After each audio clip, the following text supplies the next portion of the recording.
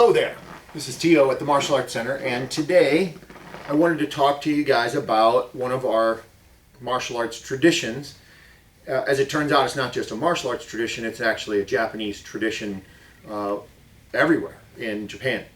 The concept is, what we have here is a furoshiki. That is a piece of material that is used as a bag, a reusable, recyclable bag that you take things that are important with you and then you wrap them up. Once you get to the place where you're going, you can unwrap them and you take the bag back home with you. In this case, what I've done is I've taken one of my karate belts and I've wrapped it up using the furoshiki concept as a way to introduce the tradition of the belt wrapping ceremony. So it is based off of the idea that we all start in martial arts as beginners as a white belt. Our belts are white, very pristine, very clean. As you start working out, they start to get dirty and dingy. Anybody that's been in martial arts for more than a couple of days realizes that white belts are not the best for looking good after a couple of workouts. Well, in previous generations, they didn't have a lot of income that they could spend on keep changing out belts. So what they would do is they would simply give the new student a white belt, and then over the course of time, through rolling around on the floor, sweating, blood dripping on the belt, and just sort of as you finish working out, you put your belt into the wrap, and it sort of is getting dirty.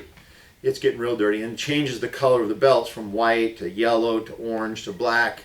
And all through the course of the training, your belt color would change on its own. The instructor wouldn't give you a new belt. They would simply watch your belt change colors, and the more you worked out, the dirtier and dingier your belt got as you stayed with it. Fortunately, we don't do that anymore. We have plenty of belts, and we change them out every few months so that they don't get nasty and dirty. They stay clean. But the furoshiki concept is this, is that what I do is I take my belt when I'm finished working out and I put it inside one of these wraps. Essentially, I'm wrapping up my belt, showing that this is a gift. Then when I come back to the dojo, I unwrap the belt, and it's me opening a present every single time that I do my workout. So as an example, I just have a piece of material that looks like my grandma's couch here, and I've got a piece of string. It's actually a shoelace. So for about $1, I got that, and I think I bought this at a store where they have really nice material, and I had some embroidery done on it that says Obi Kempo. So what we do is we lay the piece of material on the floor like this. Hope you guys can see all this. I'll back up a little bit. Maybe that'll make it easier to see. And I've got my belt, and I'm going to lay it on the belt, on the wrap crossways like this.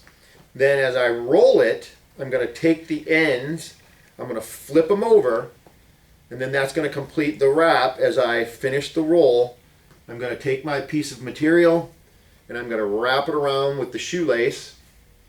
Now in this, the concept of furoshiki doesn't necessarily use a shoelace.